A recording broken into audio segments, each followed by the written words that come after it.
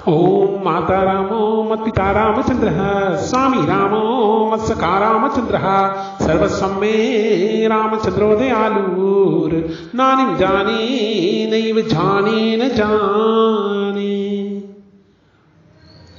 आप सभी भक्तों को माधव रामानुज शास्त्री का जय श्री कृष्णा, जय माधवाशीष। आइए, सुंदरकांड में कल आपने पंचम भाग में श्रवण किया था किस प्रकार से हनुमान जी ने माता जानकी को श्री रामचंद्र जी के हृदय के भाव बताए हैं और माता जानकी मग्न हो गई और अपने देह का भान भूल गई और प्रफुल्लित प्रसन्नचित्त होकर के और हनुमान जी के मस्तक पर हाथ रख करके उन्हें आशीर्वचन कहने लगी। आगे हम श्रवण करते हैं।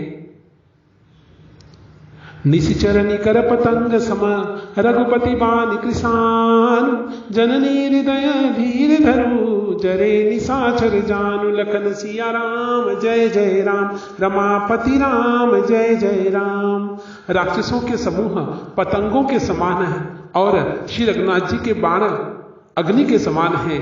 हनुमान जी कहते हैं, माता हृदय में धैर्य धारण करो और राक्षसों को अब जला हुआ ही समझो।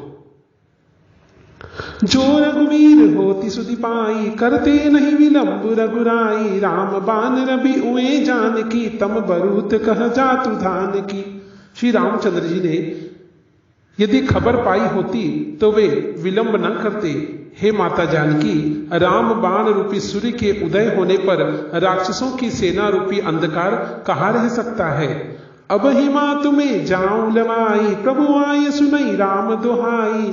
हनुमान जी कहते, माता जिस प्रकार से मैंने सुग्रीव से मिलन कराने के लिए श्री रामचंद्र जी और उनके अनुज लक्ष्मण जी को अपने कांधों पर विराजमान किया था, उसी प्रकार से हे माता मैं अपने कांधे पर आपको विराजमान करके अभी श्री रामचंद्र जी के पास ले जा सकता हूं, किंतु मेरे लिए ये आज्ञा नहीं है। प्रभु ने मात्र मुझे आज्ञा यही दी थी, कछुक दिवस जननी धरु धीरा कपिन सहित अहई रघुवीरा। हे माता कुछ दिन और धीरज धरो, श्री रामचंद्र जी वानरों की सेना सहित यहां आवेंगे। निश्चर मारी तो ही ले जय हई तीहु पर नारदादि जस गए हैं। हे सुत कपि सब तुम ही समाना जातु धान अति बट बलवाना। और राक्षसों को मारकर आपको ले जाएंगे। नारद आदि ऋषि मुनि तीनों लोकों में उनका यश गान करेंगे। सीता जी ने कहा, हे पुत्र सब वानर तुम्हारे ही समान नन्हे नन्हे से होंगे, राक्षस तो बड़े बलवान योद्धा हैं, तुम उनसे कैसे जीत पाओगे। इतना सुनने के बाद हनुमान जी चरणों में कोटि कोटि प्रणाम कर रहे माता की, और माता कहती है, मोरे हृदय परम संदेहा सुनि कवि प्रकट किन्न निज देहा कनक भूधराकार शरीरा समर भयंकर अति बलवीरा। माता कहती है, मेरे हृदय में बड़ा भारी संदेह और शोक जागृत हो रहा है, तुम जैसे बंदर राक्षसों को कैसे जीत पाएंगे। यह सुनकर हनुमान जी ने अपना शरीर प्रकट किया और सोने के पर्वत सुमेरु के आकार का अत्यंत विशाल शरीर धारण कर लिया, जो युद्ध में शत्रुओं के हृदय में भय उत्पन्न करने वाला स्वरूप था। अत्यंत बलवान और वीर स्वरूप धारण किया और माता के चरणों में प्रणाम किया। सीता मन भरोस तब भयऊ पुनि लघु रूप पवन सुत लयऊ। तब उसे देखकर सीता जी के मन में विश्वास हुआ। हनुमान जी ने फिर छोटा रूप धारण कर लिया और उसके बाद सुनु माता शाखा मृग नहीं बल बुद्धि विशाल प्रभु प्रताप ते गरुड़ ही खाई परम लघु व्याल लखन सिया राम जय जय राम रमापति राम जय जय राम। हनुमान जी कहते हैं, माता सुनो, वानरों में बहुत बल बुद्धि नहीं होती, परंतु प्रभु के प्रताप से बहुत छोटा सर्प भी गरुड़ को खा सकता है, अत्यंत निर्बल भी महान बलवान को मार सकता है। इसलिए श्री रामचंद्र जी की कृपा से हम अवश्य लंका को जीत जाएंगे और इस दशानन का वध करके आपको यहां से पुनः ले जाएंगे। मन संतोष सुनत कपि बानी भगति प्रताप तेज बलसानी। भक्ति, प्रताप, तेज और बल से सनी हुई हनुमान जी की वाणी सुनकर सीता जी के मन में बड़ा संतोष जागृत हो गया। आशीष दीनी राम प्रिय जाना, हो तात बलशील निधाना। उन्होंने श्री रामचंद्र जी के प्रिय जानकर हनुमान जी को आशीर्वाद दिया कि हे तात, तुम बल और शील के निधान हो जाओगे। अजर अमर गुण निधि सुत हो, करहु बहुत रघुनायक छो। करहु कृपा प्रभु अस सुनि काना, निर्भर प्रेम मगन हनुमाना। माता कहती है, पुत्र तुम अजर अमर और गुणों के खान हो जाओगे। श्री रघुनाथ जी तुम पर बहुत कृपा करें, प्रभु कृपा करें। ऐसा कानों से सुनते ही हनुमान जी पूर्ण प्रेम से मग्न हो गए और बार बार नाय सिपद सीसा, बोला वचन जोरी कर कीसा। हनुमान जी ने बार बार सीता जी के चरणों में मस्तक को नमाया और फिर हाथ जोड़कर कहा कि हे माता, अब कृतकृत्य भयऊ में माता, आशीष तम अमोघ विख्याता।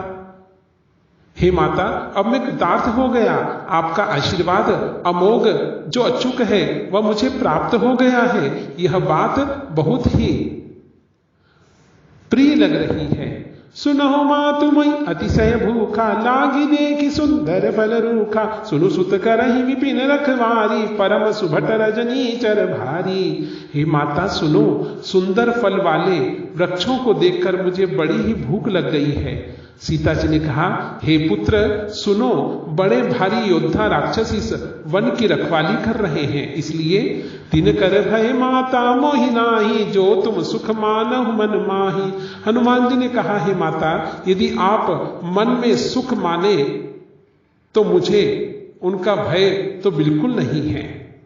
आपकी आज्ञा मिल जाए तो मैं ये फल खा सकता हूं। देखी बुद्धि बल निपुण कपिरामा, कहे जानकी जाऊं सिया रामा। रघुपति चरण हृदय धरि रामा, तात मधुर फल खाऊं सिया रामा। हनुमान जी को बुद्धि और बल में निपुण देखकर माता जानकी ने कहा, जाओ हे पुत्र, हे तात, श्री रघुनाथ जी के चरणों को हृदय में धारण करके मीठे मीठे फल जितनी भूख लगी उतने खाओ। चले ना इसी रूपे ठेहू बागा, फल खाए सी तरु तोरे लागा।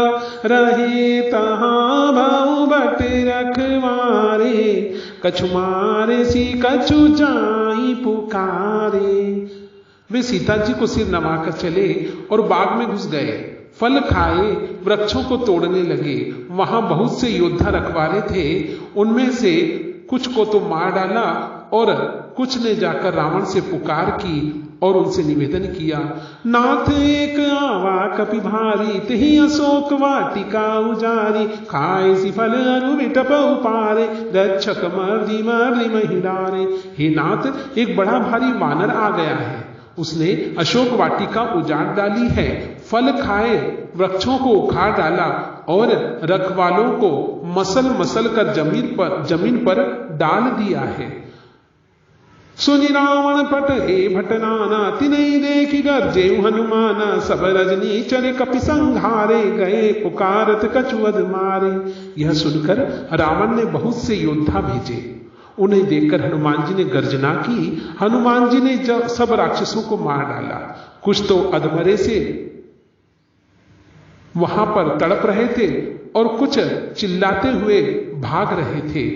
पुनि पटयऊ ते अक्षय कुमारा, चला संग लय सुपट अपारा। फिर रावण ने अक्षय कुमार को भेजा।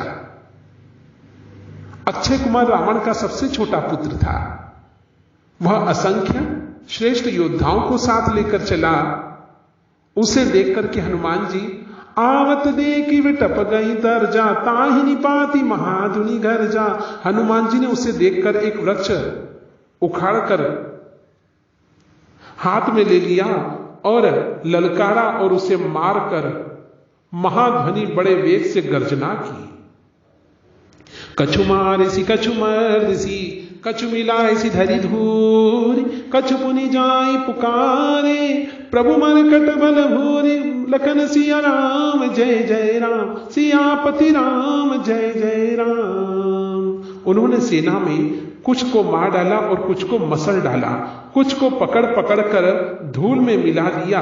कुछ ने फिर जाकर पुकार की कि हे प्रभु, बंदर बहुत ही बलवान है, बंदर बहुत ही बलवान है। इतना सुनते ही रावण से रहा नहीं गया। सुनि सुत बदलं केस रिसाना, पठेसी मेघनाद बलवाना। रावण ने कहा कि मैं स्वयं जाऊंगा उस बंदर को बंदी बनाने के लिए। इतना सुनते ही मेघनाद गर्जना करते हुए खड़ा होता है। रावण क्रोध के वशीभूत हो गया। पुत्र का वध सुनकर रावण क्रोधित हो उठा। उसने बलवान मेघनाद से कहा कि जाओ मेघनाद, अब तुम्हें जाना चाहिए। हे पुत्र, मारना नहीं, उसे बांध लाना। उस बंदर को देखा जाए कि ये कहां का है और किस प्रकार से यहां पर उद्दंडता कर रहा है। हे चला इंद्रजित अतुलित जोधा, बंधु निधन सुनी उपजा क्रोधा। कपि देखा दारुण भटयावा, खटखटाई गर्जा अरुधावा। अति विशाल तरु एक उपारा, विरहत किन्न लंकेश कुमारा। रहे महाभटता के संगा, गई गई कपि मर्दई निज अंगा। इंद्रजीत, जो इंद्र को जीतने वाला था, अतुलनीय योद्धा मेघनाद, भाई का मारा जाना सुनकर क्रोधातुर हो गया। और हनुमान जी ने देखा कि अब की बार भयानक योद्धा आया है, तब वे कटकटा कर गरजे और दौड़े। उन्होंने एक बहुत बड़ा वृक्ष उखाड़ लिया और लंकेश्वर रावण के पुत्र मेघनाद को बिना रथ का कर दिया। जैसे ही उन्होंने वृक्ष को उखाड़ करके फेंका, रथ टूट गया और भूमि पर आकर के गिर गया मेघनाद। उसने जोर से अट्टहास किया। उसके साथ जो बड़े बड़े योद्धा थे, उनको पकड़ पकड़ कर हनुमान जी ने अपने हथेलियों से मसलना प्रारंभ कर दिया। तिनहि निपाति ताहि सन बाजा, भिरे जुगल मानहु गजराजा। मुठिका मार चढ़ा तरु जाई, ताई एक क्षण मूर्छा आई। सब उनको मारकर फिर मेघनाद से लड़ने लगे। लड़ते हुए वे ऐसे मालूम होते थे, ऐसे प्रतीत होते थे हनुमान जी, मानो दो गजराज श्रेष्ठ हाथी आपस में भिड़ रहे हों। हनुमान जी उसे एक घूंसा मारकर वृक्ष पर जा चढ़े। उसको क्षण भर के लिए मूर्छा सी आ गई, देह का भान भूल गया। मेघनाद उठी बहोरी की निसी बहु माया, जीत न जाय प्रभंजन जाया। फिर उठकर उसने बहुत माया रची, परंतु पवन के पुत्र उससे जीते नहीं जा रहे थे।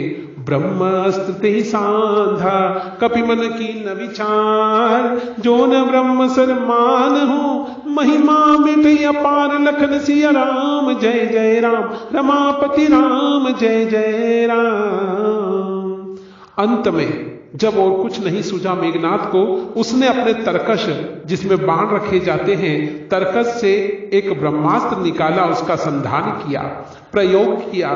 तब हनुमान जी के मन में विचार आया कि ब्रह्मास्त्र इसने छोड़ा है, और यदि मैं इस ब्रह्मास्त्र का मान नहीं रखूंगा तो इनका मान घट जाएगा।